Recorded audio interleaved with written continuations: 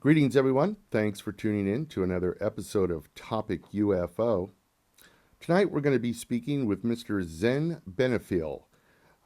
He is a blogger and curator of Ufology-PRSS.com website.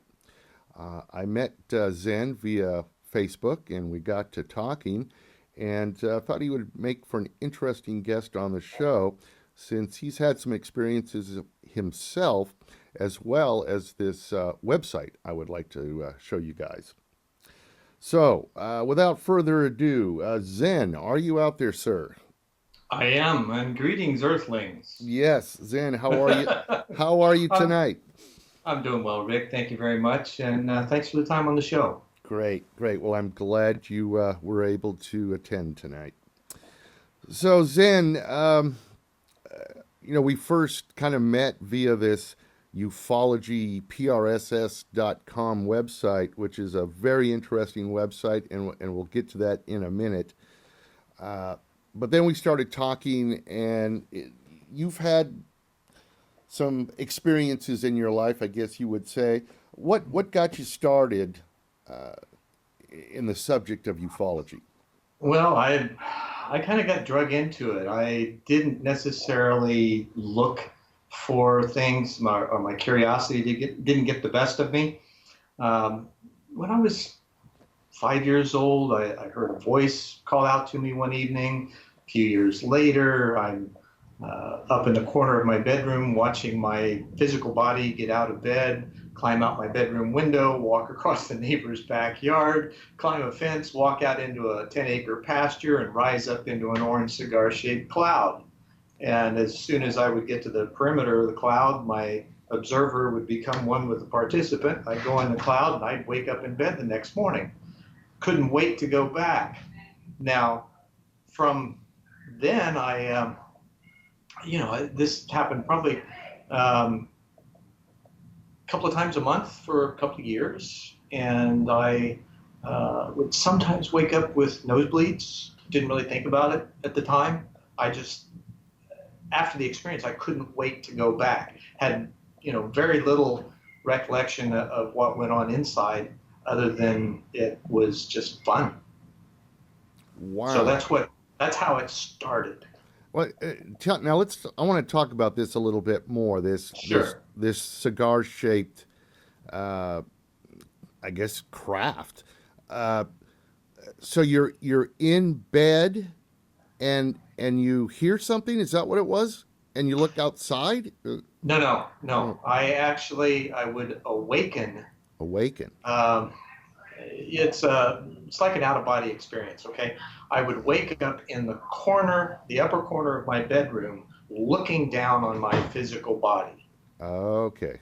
And then I would watch my physical body do the rest of the stuff. And you were a little kid at this time. I was 8. And did you talk to anybody about this, or was this something you No. kept? It was an inside job, huh? Yeah. No, I didn't talk to anyone. However, many years later, now this was just west of Muncie, Indiana, rural Indiana. And when I was 23, many years later, we were getting ready to move to Phoenix. And I was walking through a metaphysical bookstore in Muncie, and this book falls off the shelf in front of me. Nobody else around, okay? This thing falls off on the floor, open, cover up. I walk over to it, and it's Strangers Among Us by Ruth Montgomery. And I pick the book up, I flip it over, and the first paragraph that my eyes are drawn to, paraphrased, read something like, the most common UFO contactee experience in the Midwest in the late 50s and early 60s was the orange cigar-shaped cloud. Oh, my God. You're kidding me. Yeah. So, what do you do with that? There was no one around me to go, hey, look what I found. My life now has meaning.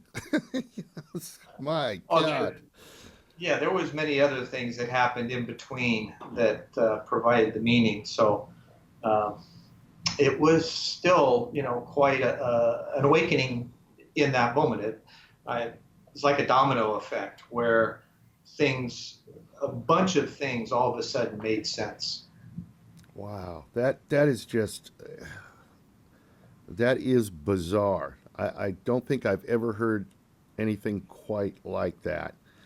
Now, did these experiences, you said there was a lot of things that happened in between, Hmm.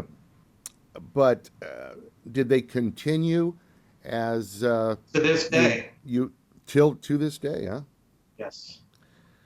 Yeah, it's gotten more and more intricately involved and uh, communication wise, the topic matter and material is much more involved with consciousness and creating kind of gates in the thoughtmosphere, if you will, that allow a higher vibratory or a higher reasoning, a higher thinking. Um, Ultimately, I was led the understanding that we're cosmic consciousness condensed into form that we call bodies, Mm-hmm. and we're becoming aware of the layers of how that happens. Wow. Now, these experiences you have, do you refer to them as abductions? Do you refer to them as meetings? How do you describe them? I've never felt like I was abducted. It's always felt like family. Um, Now I'm orphaned and adopted, so maybe there's something to that. Um, at the same time, I've never had a negative experience. I've had experiences that, had I not had the understanding or the prior awareness, it could have been. I woke up on a steel gurney one night on board a ship with electrodes lining my sphincter, and I woke up laughing because it was kind of embarrassing. There were three tall Zetas, the almond-eyed, taller ones that were up against the wall across the room from me, and I start pulling out the electrodes with, come on, guys, what the heck are you doing? Um, and I got to the last one, and I felt a sting, and I opened my eyes up, and I'm instantly back in my bed. Now, my first thought was, oh man, I want to go back, because I was right there. I was not afraid by any stretch, but I was there. I was fully conscious. I was on board. They were in front of me, and I wanted to go back because I wanted to finish that conversation, whatever it was, or that experience. And so I went inside, tried to go back, not knowing how, and I run into this humanoid-looking male figure that simply says, next time just relax. We're just trying to tune you up so we can communicate more easily. And, that may Through sound kind of strange. Yeah, through your sphincter. Right. And the reason being, if you look at the science behind all of this, there's a nerve that ends in the sphincter that's a direct connect into the central nervous system. It's called the perineum. Mm-hmm. And I just so happen to have been studying the nervous system the previous week with my girlfriend at the time. She was studying to be a massage therapist. And so I was going over her anatomy class material with her. And that was one of the things that came up in our discussion. So, from a scientific standpoint, if there was another race that was going to somehow semi non invasively, plug in and work with us in order to adjust our own energy level or our vibratory rate, where would they do that? Well, the most obvious place, according to our physicality, would be in the sphincter. Well, maybe this tells a lot about all the stories of the anal probes. Absolutely, I believe it does. Wow, I've never heard anything like that, Zen. That's amazing. Uh, I'm just curious on what your personal thoughts are. Uh, you know, I don't know, maybe it's a 50-50 split when you talk to people that have been abducted or say they have. Um, 50% say it was a good experience, 50% say it was not. Uh, Hmm. what do you think? Are there any particular reasons why somebody would feel it's not a good? Is it Oh, fear absolutely. or? Absolutely, because they're not prepared. I You see. get thrust into a situation like that where in reality they turn the fear into an anesthetic for Hmm. your body and they paralyze you so that you won't hurt yourself or them. So, in that kind of experience where you're thrust into an environment that you have absolutely no awareness, clue, even though you may have thought, wow, this would be really cool, when you're in that place, you're in a completely different environment that is totally unfamiliar, and most people will feel fearful Hmm. in that kind of situation, and rightfully so. And it's a total loss of control as well, Yeah, right? yeah. Yeah. Now, I personally feel that there is a deeper um, connectivity, if you will, from a consciousness level as far as the timing of these conversations and or these abductions or whatever you want to call them, these visitations. Okay, there is something more at a deeper level of consciousness that's going on a timeline that has more to do with um, the advent or the type of contact and the actual occurrence of it than most of us are aware of. Because in the nonlinear, non-local space, there's a lot more going on than we can even begin to imagine at this point in our own evolution.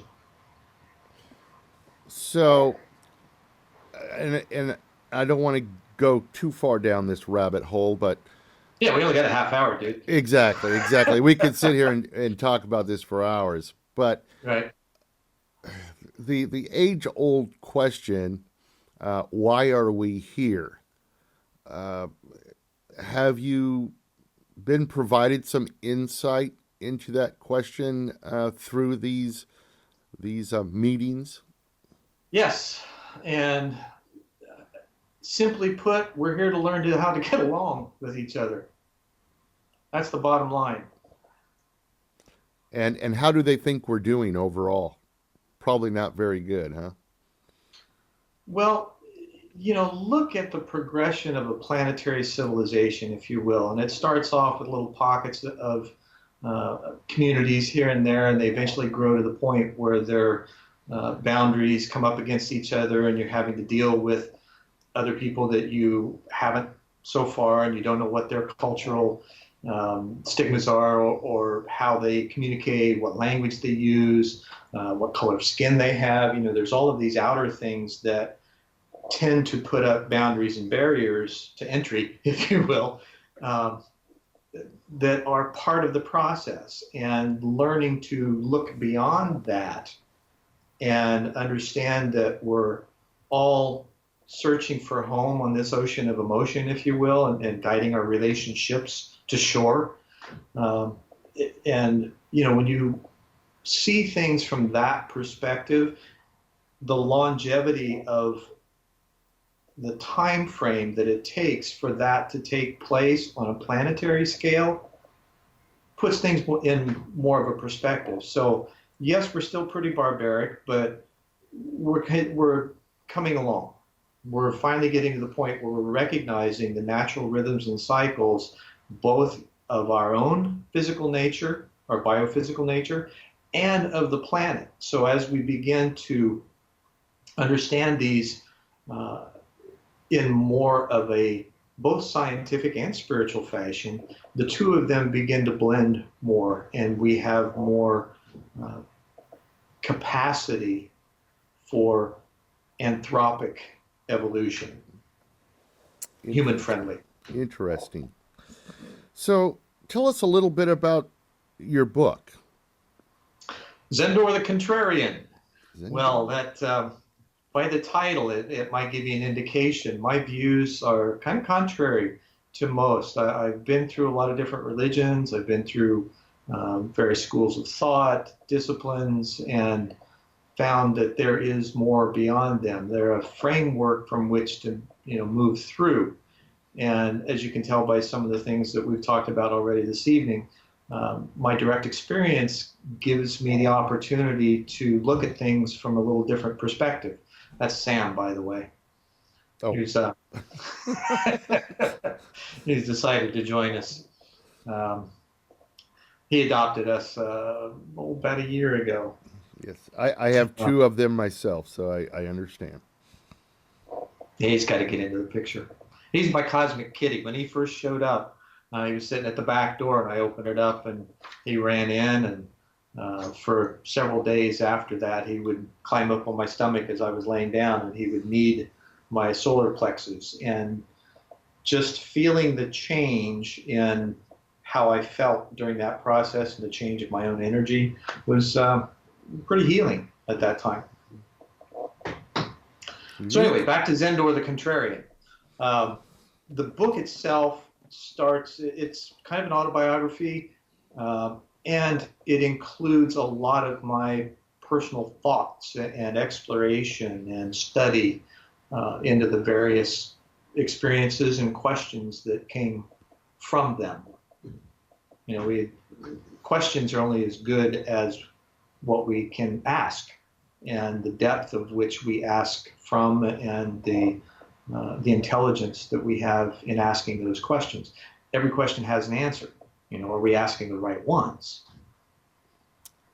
And now, is this book uh, probe into the whole UFO ET phenomenon, or is this It does. completely different? It It, does. it no, it spans the gamut between, well, as you the subheading of it is a seminal view into consciousness, cosmology, and the congruence of science and spirituality.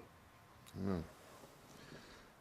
So, I want to talk a little bit, if we could, about your website as well, ufology.prss.com. How did this all come about? And tell us tell us how you put that together. Well, I was at a business mixer, and I met the folks that created the wireframe. It's actually a technology that's designed for the next level of digital publishing. So you can take any topic and plug it into this type of wireframe, or curation, or aggregate, I think is the more common term. So in talking with them, I got what they were doing, and I was excited. So we discussed a little bit further and came up with the Ufology Press, because I was getting ready to go to the International UFO Congress. And so we put this together. I went out and I researched the RSS feed, which is really simple syndication for those of you that don't know what that means. And the P before that means personalized. So you can actually personalize your own particular page by using the features of our website. And we've got, probably about 120 RSS feeds that are mostly ufology related, and things that are on, that spill out from that topic area. We've gotten to the point now where we just had our 10,000th visit since last February. We are about 50% return visitors as well, and 50% new visitors, which is a really great statistic to have.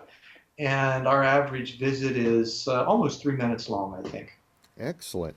And so what's neat about this website, rather than having to go search for a bunch of things, visit numerous websites, you can personalize this page to your own liking as far as the information that comes in, and it is constantly updated per your preferences, right?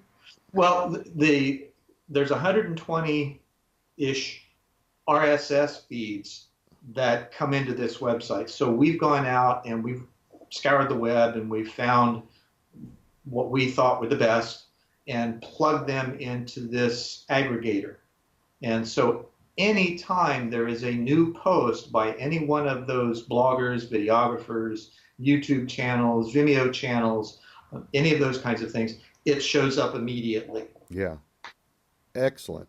Excellent. I mean, just a super use of technology.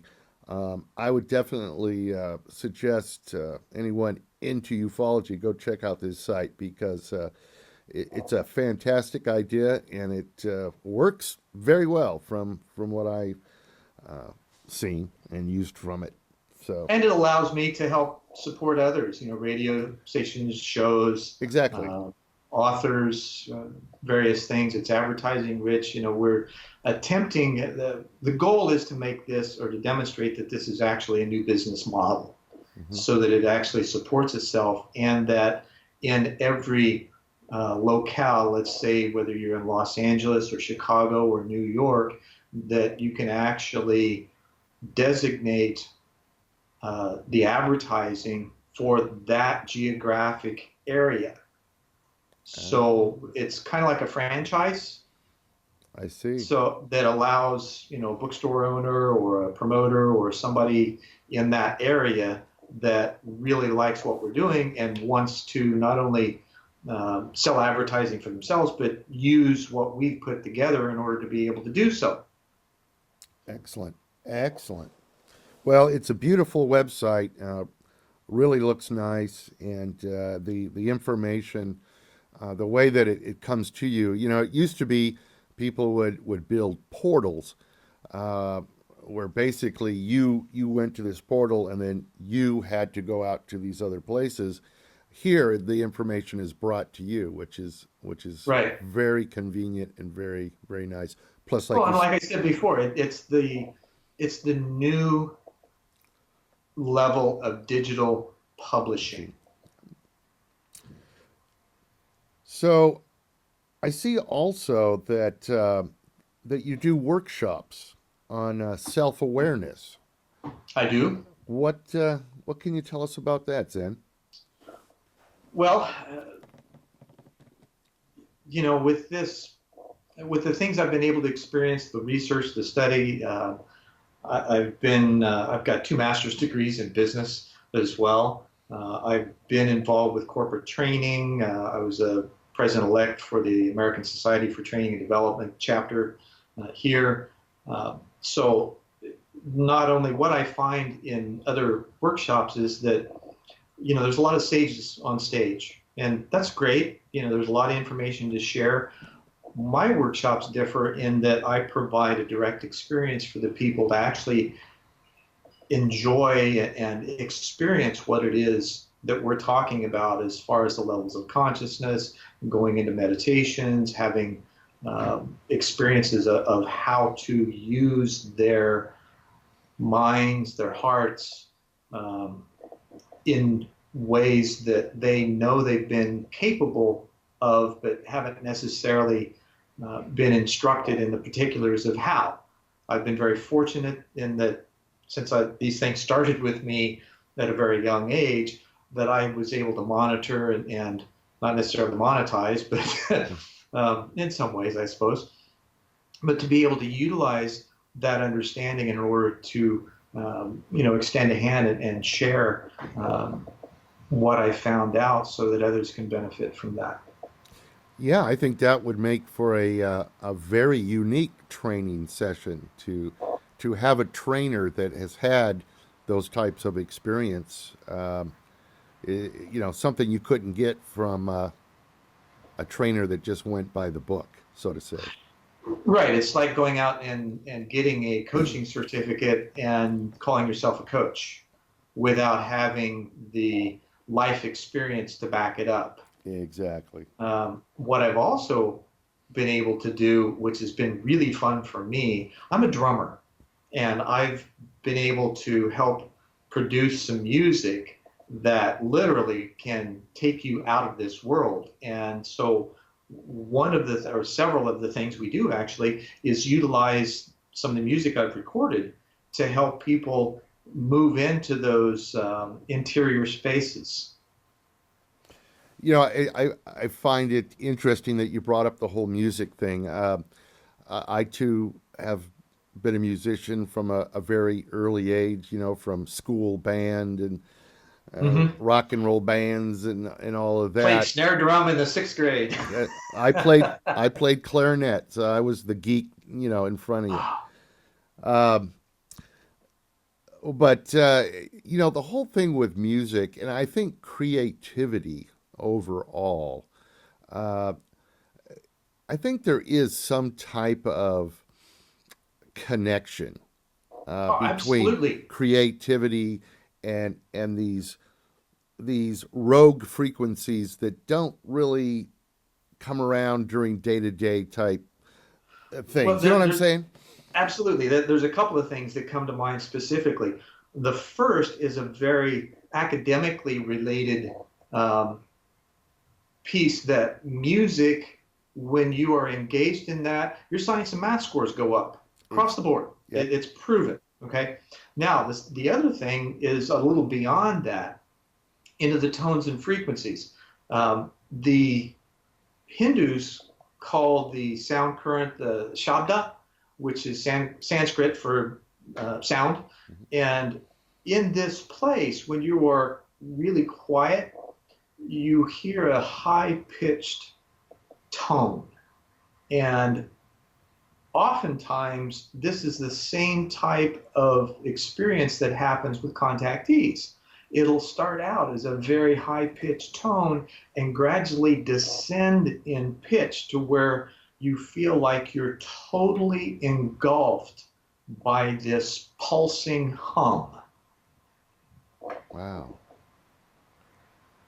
And is that for some type of relaxation technique or something, or Well, I believe that it's a communication link? Or these things are much more connected than what we may realize. They're more organic hmm in nature, and that biopulse is like the pulse of the universe. It's echoed and mimicked by mimicry, if you will, in our heartbeat. hmm Every heartbeat that we have, we expand and contract, or we explode and condense with each one.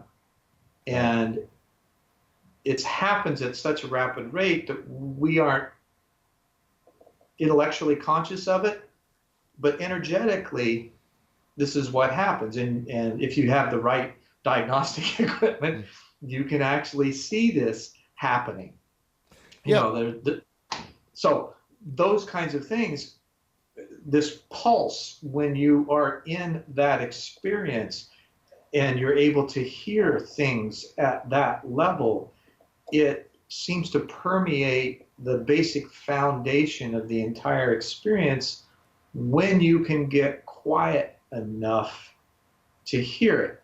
Oftentimes, our minds are racing because we've got so many thoughts and so many questions of the experience that we're in and trying to figure out what the heck's going on, that we are unable to actually hear.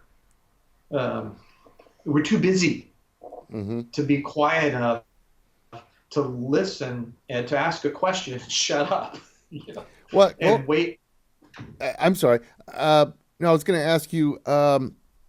Haven't they done studies? Uh, you know, um, around like music that is produced in 4/4 time. There's a certain something about music that's produced in 4/4 time uh, that Yes, there's been many studies, and I can't name them specifically, but yes, the music, rhythms, patterns, tones, frequencies, um, they all have an effect on our physicality. I couldn't agree more. I couldn't agree more. Well, listen, Zen, we've reached the end of our time here. And it goes by so quick. It does. It really does. But of course, you're always welcome to come back anytime. I want to give a shout out for the website again, and I'll pull this up on the screen. It's ufology.prss.com, where Zen is a blogger and is the curator. And the name of the book is Zendor the Contrarian. And where can that be purchased, Zen? Well, you can go to Amazon, Mm-hmm. Create Space. I mean, that's where I published it through, but it's on Amazon. It's not available as a Kindle version because it's quite a large book. There are shorter sections. I actually published three different uh, books that I then compiled into that one. The shorter series is called Zendor the Barbarian. It's, I kind of tend to stir stuff up. Um, but that can all be purchased through my website at bethedream.com, Oh, okay. and which also has information on the workshops, the books, the tapes, the CDs that I produced as meditations and also from the musical interludes of my life. Oh, excellent, excellent. I'll have to check that out. Well, listen, been a very educational and insightful conversation. I've enjoyed talking with you, Zen. Well, good. I hope that your viewers and your listeners were able to benefit from it.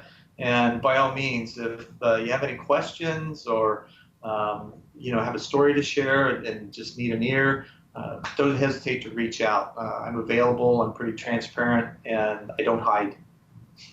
All right, very good. I'm sure you probably get someone, if not a few, take you up on that, Zen. Good.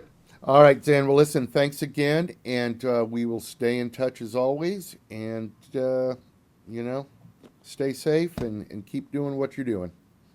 Thanks, Rick, and you too. And thanks again for having me on. And best wishes to the continued success of your show. Thank you very much. You're welcome. All right. Good night, Zen. Good night, Rick. Bye bye.